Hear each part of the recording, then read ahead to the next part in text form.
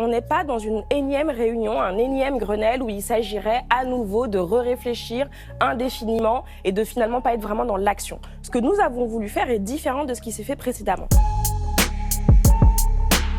D'abord, vous avez à la fois des partenaires sociaux, donc des syndicats, des représentants du patronat, mais aussi des associations qui incarnent la transition écologique. Et en fait, si on a souhaité mettre tout le monde autour de la table, c'était pour faire en sorte que de manière territoriale, on puisse voir comment est-ce qu'un certain nombre de dispositifs qui existent déjà puissent être activés de meilleure manière pour répondre très précisément aux problèmes qui se posent. Il les redécouvre, vaut mieux tard que jamais, vous allez me dire.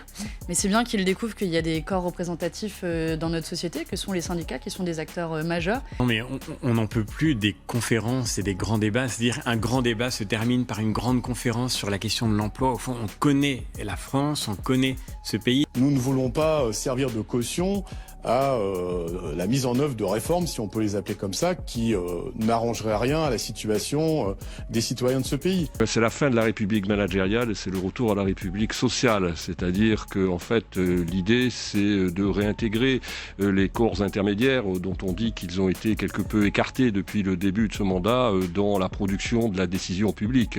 Et c'est bien tout l'enjeu de cette conférence, de ramener vers soi les syndicats, les associations et les élus territoriaux afin de pouvoir les associer à la mise en place de tout un ensemble de mesures. Les organisations syndicales, elles sont fondamentales. Il faut les écouter. Il y a des gens intelligents qui proposent des solutions.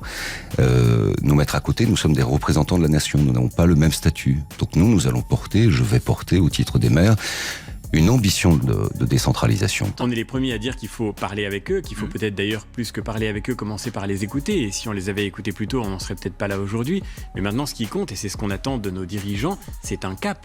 C'est une décision, c'est une stratégie. Il ne s'agit pas de réinventer l'eau chaude, mais il s'agit bien de regarder comment ce qui est déjà mis en place aujourd'hui peut être activé de manière à répondre à des problèmes très précis.